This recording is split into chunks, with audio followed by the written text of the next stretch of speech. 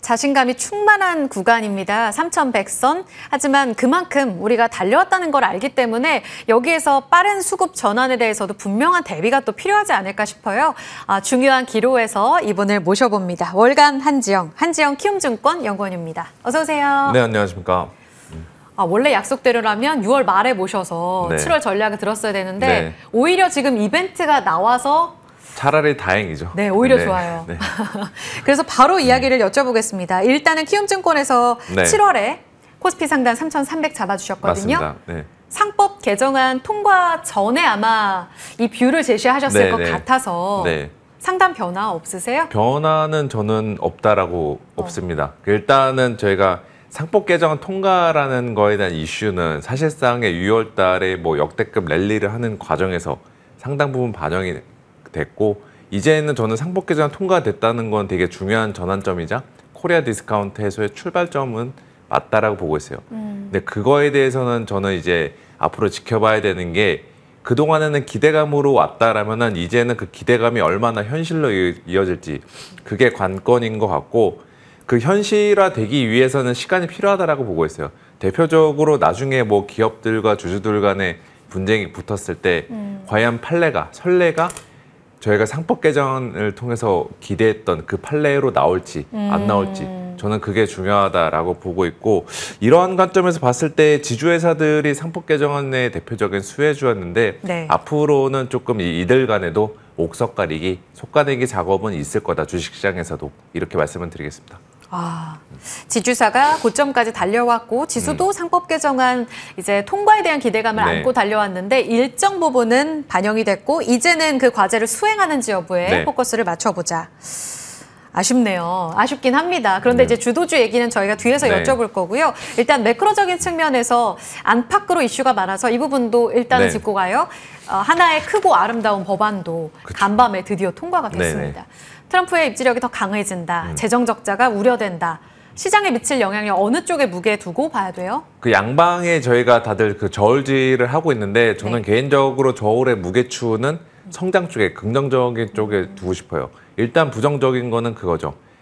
감세를 하게 되면은 이 지출들이 많아지면은 자연스럽게 재정 적자가 늘어나고, 재정 적자 안 그래도 저희가 5월 달에 많이 민감했던 사안이었고, 그로 인해서 미국 금리 급등 사태가 몇 차례 벌어졌잖아요. 이제 앞으로 저희는 이제 금리 상방에 대해서는 계속 불확실성은 안고 가야 된다. 대신에 제가 그 긍정적인 쪽에 무게중심을 더 둔다라는 거는, 감세라는 거는 결국에 미국의 성장에 대한 동력들, 기업들의 실적에 대한 기대감들, 이것들을 한층 더 불러일으킬 수 있는 재료라고 생각하고 있어요. 당장에 이제 감세 효과가 뭐 7월 달, 8월 달에 나오는 것은 아닐 테지만, 연말까지만 좀 길게 놓고 봤을 때에도 저는 뭐 미국 성장 모멘텀이 있다. 그러면 금리 상승에 대한 부담들, 기업 실적에 대한 모멘텀들이 상쇄를 시켜가는 그 흐름들을 보이고 있고, 나중에 뭐 시간이 되면 이야기를 드릴 수 있겠지만, 저는 이러한 측면에서 연말에는 미국 증시 더 좋게 보고 있다. 이렇게 좀 말씀을 드리겠습니다. 시간 많아요. 네, 알겠습니다. 미증시 더 갑니까? 그러면 사상 최고치 랠리인데. 네, 지금 뭐 6월 달에 뭐 요즘 최근에 사상 최고치를 경신했는데, 연초 이후로 상반기 수익률을 보면은 미국의 폼이 아니었잖아요. 그러니까 미국 뭐 이제 봐야 되나 약간 이런 맞아요. 식의 약간 상반기 초반에. 소외된 느낌이었는데, 저는 하반기, 특히 4분기로 갈수록 미국 증시에 대한 수익률 추구 현상들 더 강해지지 않을까, 이렇게 보고 있습니다. 나스닥, S&P 500, 네. 이제 다우는 딱 신고가 거의 목전까지 그쵸. 왔는데 네. 하반기에 좀 더 긍정뷰를 주셨어요. 지금 우리 시장도 고점, 미 시장도 고점. 여기에서 뭔가 리스크를 점검을 안 할 수는 없습니다. 맞습니다. 분위기 자체는 좋긴 한데 관세가 상방을 흔들진 않을까요?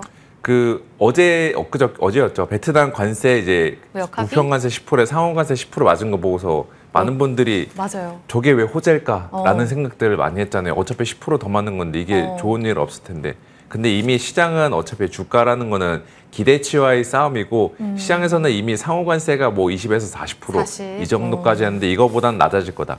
그리고 둘째, 관세에 대한 불확실성 자체가 이제 거의 해소가 되어 가고 있잖아요. 그동안은 저희가 상호관세 협상이 어떻게 될지 아무도 모르고 있었고, 관세율이 어떻게 측정될지 모르고 있었는데, 어제 베센트 장관 이야기한 거 들어보니까 아마도 많은 국가들은 그냥 10% 정도만 관세 달게 받고 나머지 국가들은 협상에 따라 관세율이 인상이 될 수 있겠다.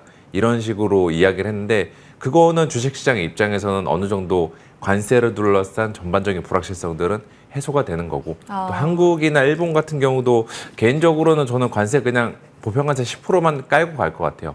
그렇게 되면은 주식시장의 입장에서도 한 달에서 두 달 정도만 관세 데이터 더 확인을 하고 나면은 이제 관세에 대한 민감도들은 많이 낮아질 거다. 이렇게 좀 보고 있죠. 없었던 관세가 네. 만약에 최종적으로 우리 쪽으로도 10% 된다면 네네. 사실 악재인데 네. 시장은 25%의 어떤 상호 관세율을 먼저 때려 맞았기 때문에 안도할 거다. 그렇죠. 이번에 그 BBB번 통과되면서 그 미국의 친환경 관련주들이 많이 올랐잖아요. 네. 그것도 역시나 비슷한 맥락으로 세액공제 100% 한 방에 올해 다 때려버릴 줄 알았는데 이거를 25%씩 나눠서 한다라고 하니까 최악은 지났다. 이런 식의 인식이죠. 어차피 주식시장은 저는 인식의 게임이라고 보고 있어요. 네. 키움증권 지금 지수 네. 하단 이달에 몇 포인트예요? 뭐 지금 하단을 전망하는 게 의미가 있나요? 지금 하단을 흔들 네. 이제 관세 이슈도 이제는 네. 무색해졌다. 그렇죠. 그래 하단 자체는 저는 견고해졌다라고 보고 있어요. 그래서 네. 여기서 뭐 만약에 조정이 세게 와서 많이 밀린다라고 하더라도 2,900 이하로 쉽게 내려갈까? 저는 뭐 하단 2,800 정도로만 상정을 하고 있습니다. 저희가 과거 같은 경우라고 하면은 하단하면 한 2,300, 400까지는 가야지 맞아요. 이제 하단이라고 생각하게 되는데 저는 상법 개정안의 가장 큰 특징 수혜가 그거예요. 상단이 어떻게 될지는 앞으로는 이제 기대감이 아니라 현실이라고 이야기했잖아요. 대신에 상법 개정안이 통과됐다는 것만으로도 우리나라의 지수의 하단은 리레이팅이 됐다. 그래서 예전에는 PBR 0.8배가 저희가 하단을 어디인지 찾는 그 기준선이었는데 지금은 0.9배 이상이 그 기준선이 될 거다. 이거는 저는 6월 달에 저희가 주가 급등과 함께 얻을 수 있는 가장 큰 수확이 아니었나 이렇게 보고 있습니다. 정말 유의미한 우리 시장의 가치평가의 네. 변화의 기로에 서 있군요. 사실 여기까지는 그 빅픽처였고 네. 가장 중요한 건 지금 전략입니다. 그래서 7월에 이 포트폴리오 판을 어떻게 짜요? 그쵸. 이걸 이제 여쭤봐야 되는데 한 연구원님께서 5월 말에 나와주셨을 때 6월 전략에서는 조방원, 기존 네. 주도주 그대로 들고 가십시오. 그리고 상단이 여기서 강하게 돌파된다면 그 역할은 반도체가 해줘야 될 네. 겁니다. 라는 이야기를 하셨거든요. 네. 변화된 게 있으신가요? 살짝 변한 거는 뭐 거의 변한 건 거의 없다라고 보시면 될 것 같고 반도체 자체는 이제 어느 정도 상단 자체 업사이드가 좀 제한이 될 거다. 그리고 조방원 같은 경우도 6월 달에 워낙 많이 올랐고 반도체에도 SK 하이닉스 위주로 워낙 많이 올랐으니까 7월 달에는 저희가 이제 6월 달에 올랐던 거 중간중간 청구서를 받아봐야 된다. 많이 올랐던 애들 일부 수익률 뱉어내고 빠졌던 업종들 수익률 만회하고 이 흐름들이 지금 7월 달 이후로 계속 전개가 되고 있는데 저는 적어도 이 흐름들은 다음 주 중반까지는 계속 될 거다. 왜냐? 지금 뭐 7월 8일, 그러니까 다음 주 수요일까지 전까지는 시장에서 큰 우려할 만한 사안들은 그렇게 없을 것 같아요. 네. 근데 8일 이후로 가면은 상호관세 윤곽이 대충 드러나고 삼성전자 실적이 있고 또 그 다음 주로 넘어가면은 미국의 CPI 여러 가지 이벤트들이 있는데 쉽게 말해 불확실성들이 다시 높아지는 국면에 돌입을 할 것 같아요. 그렇게 되면은 지금의 소외주들보다는 다시 시장은 실적 모멘텀이 있는 주도주들을 찾지 않을까. 저는 이렇게 보고 있죠. 지금 주도주가 네. 조방원, 전 뭐 맞습니다. 이렇게 있지 않습니까? 아까 지주산 조금 조정받을 수도 네. 있다라는 이야기를 주셔서 이렇게 네 가지 섹터로 추렸을 때 성적표 어닝 시즌을 기점으로 변동성이 있다 하셨어요. 현금이 지금 제한적이기 때문에 다 주식에 들어가 계실 것 같아요. 조방원전에서 선별 전략 어떻게 가야 돼요? 일단 베스트이자 비겁한 이제 대답은 다 들고 가는 게 좋기는 하겠지만 저희가 현실적으로 고려해 봤을 때는 지금 이것도 지주사처럼 옥석 가리기가 조금 있을 것 같아요. 저는 그래서 만약에 이 주도 4개 업종 중에 굳이 2개만 고르라면은 저는 방산 쪽 여전히 방위비 지출에 대한 모멘텀들 남아 있고 그다음에 구조적인 성장 스토리도 훼손되지 않았으니까 방산 쪽이 좋다라고 말씀드리고 싶고 네. 그다음에 전력기기 저는 이쪽도 괜찮습니다. 전력기기는 미국의 AI주가 꺾이지 않는 이상 저는 모멘텀은 유지가 된다라고 보고 있어요. 실제로 지금 엔비디아를 포함해서 전반적인 AI 업체들 수익성도 개선되고 있고 네. 미국 내 IT 투자 사이클들 계속 이어지니까 이거는 전력기기 업체들 입장에서는 우리나라도 뭐 손해볼 일은 아니다. 이렇게 좀 보고 있습니다.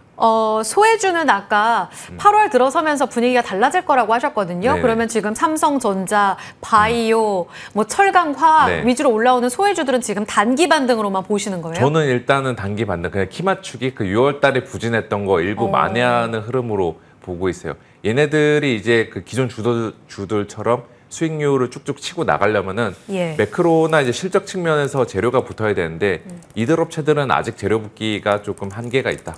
이들에게 저희가 기대해 볼 수 있는 건 8월 이후로나 되지 않을까 이렇게 좀 보고 있습니다. 조금 아쉽기도 하고 네. 갖고 계신 분들은 주도주 중심으로는 이제 웃음을 띠고 계실 텐데요. 네. 마지막 7월 전략 마무리하겠습니다. 네.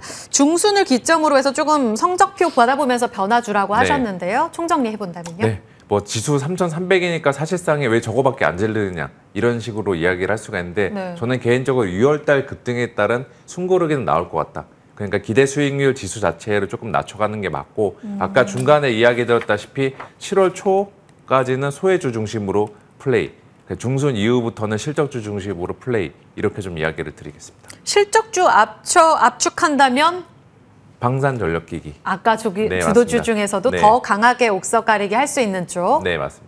좋습니다. 아주 명확하게 딱 큰 그림 그려주셨고요. 마지막으로 시간이 돼서 하나만 더 여쭤보고 네. 싶은데 지금 정책 관련주들이 다 힘이 빠져 있잖아요. 네.